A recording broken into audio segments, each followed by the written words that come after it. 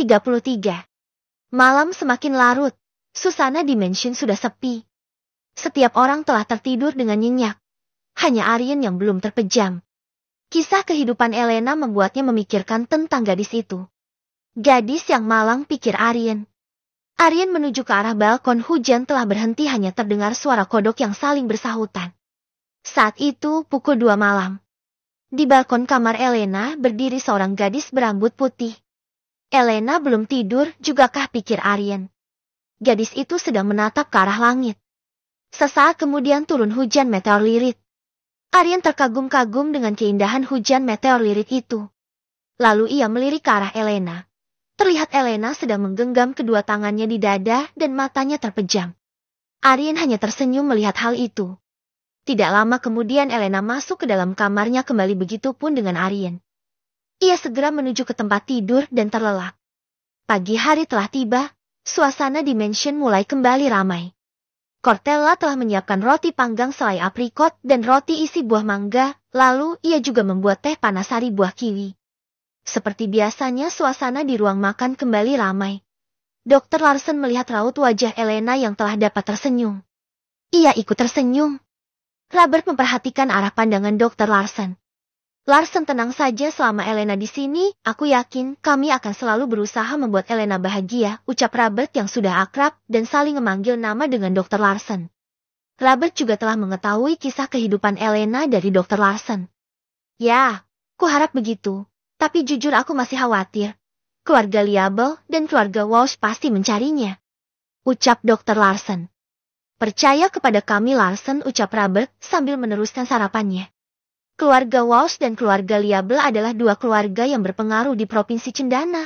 Aku tidak tahu apakah keluarga kalian dapat lebih kuat dari mereka, pikir Dr. Larsen menatap Robert, Aaron dan Aryan. Tidak lama kemudian terdengar bunyi bel dari pintu depan. Lucia segera menuju pintu depan dan ia kembali ke ruang makan dengan seorang wanita tua bergaun hitam. Meredith, kau datang kemarilah. Dr. Larsen segera menuju ke arah istrinya, begitu juga dengan Elena. Nenek, ucap Elena. Meredith mengelus rambut Elena. Kamu baik-baik saja kan? Tanyanya. Aku baik-baik saja, Nenek. Keluarga Pine memperlakukan kami dengan baik di sini. Meredith, ayo kita sarapan, ucap Dr. Larsen menarik tangan istrinya ke meja makan. Dr. Larsen lalu mengenalkan bahwa ini adalah Meredith, istrinya. Lalu Meredith menatap sarapan di piringnya, tersedia 2 lapis roti dan secangkir teh. Hanya roti dan teh, pikir Meredith. Cortella menyadari tatapan Meredith yang kurang yakin dengan hidangan sarapan buatannya. Nyonya Pam, silakan coba hidangan buatanku, ucap Cortella. Nenek, sarapannya enak, cobalah, ucap Elena. Benarkah, gumam Meredith pelan. Beberapa mata tertuju kepada Meredith, terutama Cortella. Ia yakin tidak akan ada seorang pun yang akan menolak makanannya setelah mereka mencicipinya. Meredith memotong roti dengan pisau lalu menusuknya dengan garpu dan mencicipinya. Oh, roti ini lembut sekali dan aromanya membuat nafsu makanku bertambah dan lapisan mangganya juga terasa lembut. Selai aprikotnya menyegarkan, pikir Meredith, bibirnya tersenyum. Nyonya Pam, coba juga teh buatanku, ucap Cortella. Meredith segera mengangkat cangkir tehnya dan meneguknya perlahan. Oh, teh ini, rasa buah kiwinya kental dan segar sekali, luar biasa. Bibirnya kembali tersenyum. Meredith menatap Cortella dan berkata, sarapan buatanmu sungguh enak. Aku seringkali mengunjungi beberapa restoran di Riversun, tapi tidak ada yang seenak sarapan buatanmu, ucap Meredith memuji dengan tulus, lalu ia memasukkan kembali roti ke dalam mulutnya.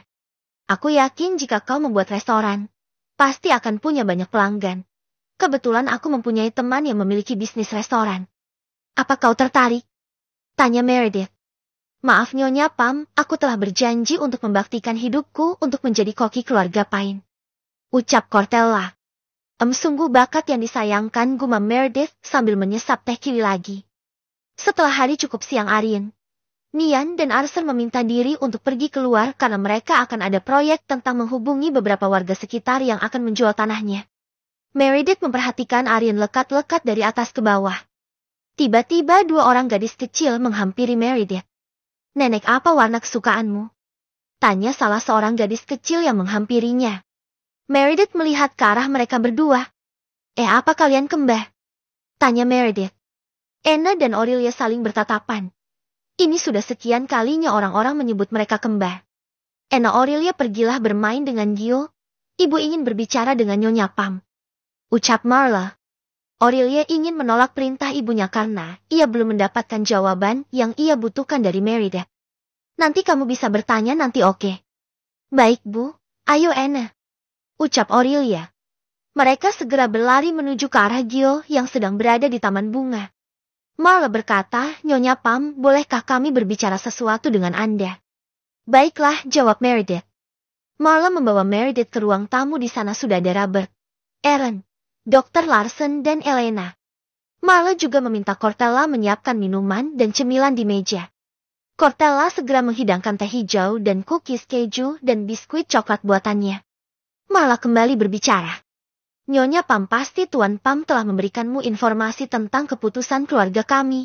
Bagaimana pendapatmu? Dr. Larsen memengah. Sebelumnya di telepon telah memberitahukan segalanya kepada Meredith. Meredith tentu saja terkejut dengan keputusan tiba-tiba seperti itu. Maaf, aku menolak. Susana di ruang tamu terasa hening setelah Meredith memberikan jawabannya. Bukannya aku bermaksud merendahkan keluarga kalian. Tapi keluarga yang mengincar Elena adalah keluarga Walsh dan keluarga Liable. Mereka keluarga berpengaruh di Provinsi Cendana, sedangkan keluarga kalian hanya keluarga yang baru pindah ke Riversun. Apakah keluarga kalian mampu melindungi Elena? Yang aku takutkan keluarga Walsh dan keluarga Liable malah akan mempersulit keluarga Pine. Apa yang disampaikan Meredith memang benar. Marla telah memikirkan hal itu juga. Namun apapun yang terjadi, ia akan tetap membantu Elena. Keluarganya memiliki hutang budi kepada ayah Elena dan kakak perempuannya. Namun jika keluarga kalian sanggup dan mampu menanggung akibatnya, aku akan setuju, ucap Meredith. Sebenarnya aku punya dua calon yang lebih baik untuk Elena yang aku rasa mereka tidak akan kalah pengaruh dari keluarga Walsh dan keluarga Liable. Mereka adalah keluarga Johnson dan keluarga Stone, ucap Meredith lagi. Tapi aku hanya ingin Elena bahagia. Jadi bagaimana jika kita tanya langsung kepada Elena apakah dia menerima keluarga Pine atau tidak? Elena katakanlah dan tanpa paksaan.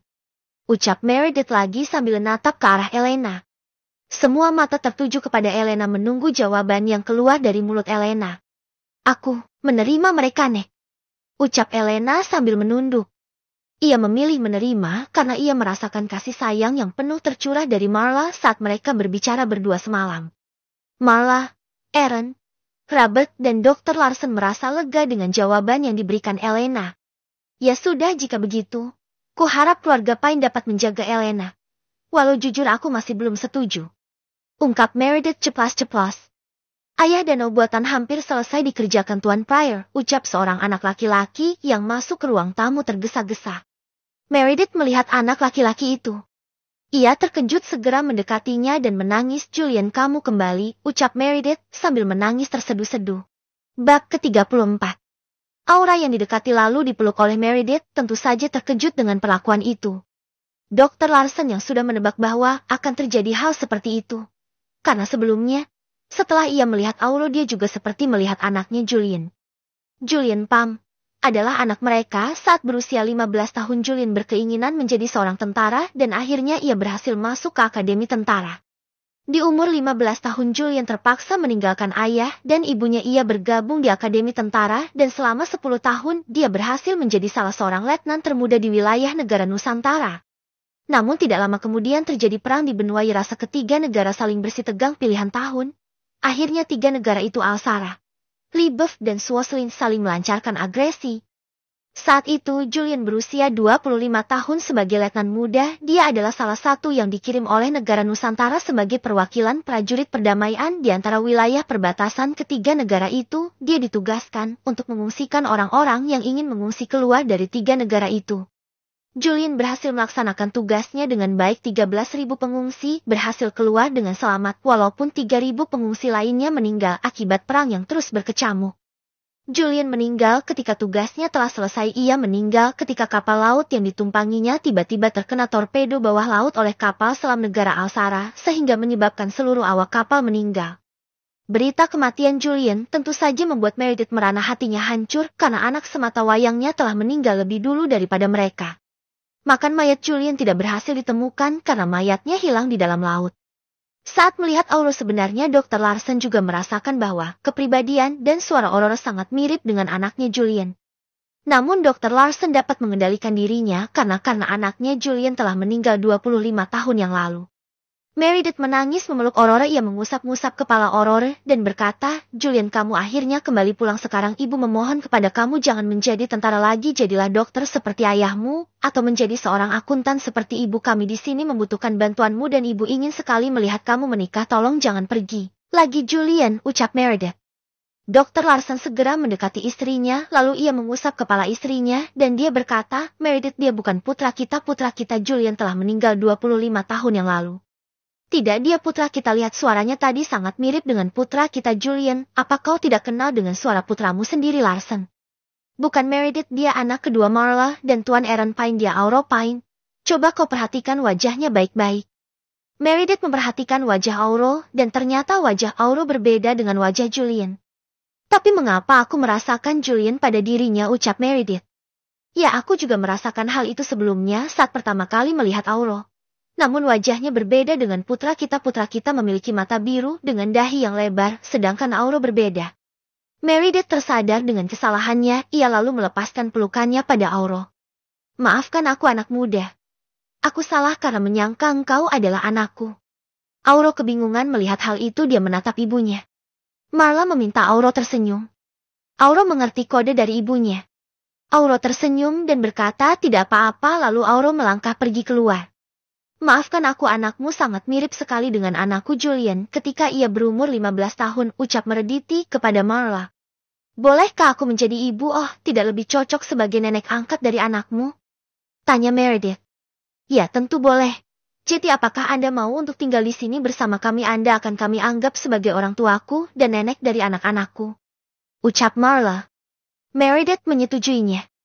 Lalu Marla mengajak Meredith ke taman bunga dan mengenalkan satu persatu anggota keluarganya.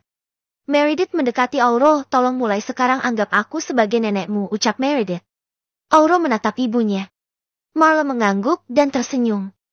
Oke nenek, ucap Auro. Gio, Anna dan Aurelia yang melihat hal itu pun segera mendekati Meredith. Bolehkah kami juga menganggapmu sebagai nenek dan memanggilmu nenek? Tanya Anna. Ya boleh, tentu kalian boleh memanggilku nenek. Kalian semua adalah cucuku mulai sekarang. Di tempat lain Arthur dan Nian sedang berdiskusi tentang pembebasan lahan. Beberapa warga menerima harga yang diberikan oleh Arthur dan Nian. Namun ada juga beberapa warga yang menolak karena mereka ingin menjual dengan harga yang tinggi.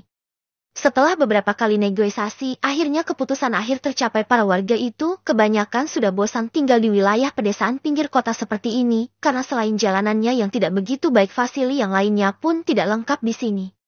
Akhirnya Aryan pun mendapatkan lahan-lahan lain di sekitar lahannya. Sehingga luas lahan Aryan sekarang adalah 10 hektar. Rencana selanjutnya adalah tentang pembelian bukit dan pembelian teluk. Perizinannya akan diserahkan kepada Arthur. Setelah selesai mereka kembali ke mansion. Di mansion ternyata Lily datang membawa pakaian edisi pertama yang didesain oleh Aurelia. Wow, kakak, yang ini sangat indah, bahannya juga sangat lembut. Apakah ini terbuat dari sutera? Tanya Nian pada Lily. Lily menjelaskan bahwa pakaian yang dibuat terbuat dari gabungan antara sutra dan katun dengan kualitas terbaik. Nenek Meredith, kakek Larsen dan Kak Elena, kalian tunggu ya, aku sudah buat gambarnya dan sudah kuberikan kepada Nona Lily, ucap Aurelia. Oke, jadi kita akan menggunakan pakaian ini 2 hari lagi bersama dengan nenek Meredith, kakek Larsen dan Elena, ucap Marla. 2 hari pun berlalu, pakaian untuk Meredith, Larsen dan Elena sudah selesai. Sore itu segera Lily membawanya ke mansion. Pakaian yang didesain oleh Aurelia ternyata nyaman digunakan. Setiap orang mendapat 8 setel pakaian sesuai gambar desain Aurelia. Outfit santai dan formal terasa nyaman dikenakan. Aryan senang dengan pakaian yang ia minta kepada Aurelia. Ia meminta pakaian yang tidak mencolok jika berada di keramaian. Jadilah kemeja biru lengan pendek dan celana kain hitam.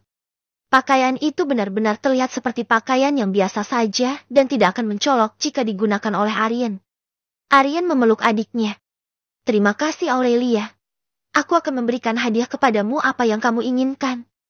Tanya Aryan kepada adiknya itu. Wow, benarkah kamu akan mengabulkan keinginanku? Tanya Aurelia. Tentu, jawab Aryan. Ena kemari, ucap Aurelia. Ena segera mendekati Aurelia dan Aryan. Ada apa? Tanya Ena kepada Aurelia. Katanya Kak Aryan akan mengabulkan keinginan kita. Benarkah? Ya, aku akan mengabulkan keinginan kalian, ucap Aryan. Kami mau keponakan. Keponakan kecil yang lucu. Bab ketiga.